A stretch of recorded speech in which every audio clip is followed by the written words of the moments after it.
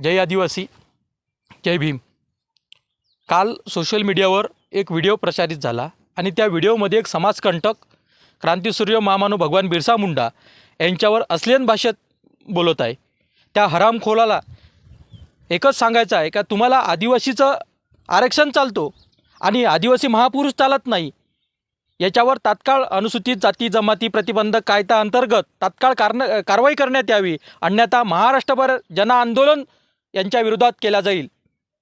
एकीकडे आपण बघत आहोत महाराष्ट्रामध्ये मोठ्या प्रमाणात आदिवासी आरक्षण मिळण्याकरिता काही जाती रस्त्यावर आंदोलनं करत आहे, उपोषण करत आहे आणि सरकार त्यांची पाठराखण करत आहे। आणि सरकारला मला सुद्धा आवाहन करायचं आहे का जे तुम्ही समिती स्थापन केली ते समिती तात्काळ रद्द करण्यात यावी, अन्यथा महाराष्ट्रात आदिवासी समाज तुम्हाला माफ करणार नाही।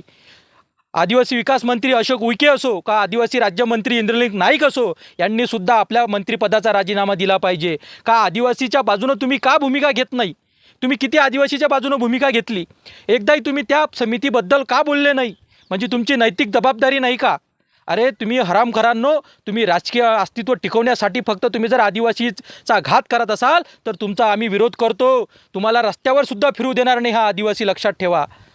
या सरकारला मला एकच विनंती आहे का जर भाकरीतलं जर तुम्ही भाकर तोडण्याचं काम केलं तर महाराष्ट्रात नेपाळसारखी परिस्थिती झाल्याशिवाय राहणार नाही, लक्षात ठेवा। हे तात्काळ समिती रद्द करण्यात यावी। एकीकडे काही जातीतले लोक आमच्या महापुरुषावर शिवीगाळ करत आहे आणि एकीकडे तुम्ही आमचं आदिवासीचं आरक्षण मागत आहे। लक्षात ठेवा, आता आदिवासी युवा जागृत झाला आहे, तो रस्त्यात तुम्हाला तुमची अवकात दाखवल्याशिवाय राहणार नाही।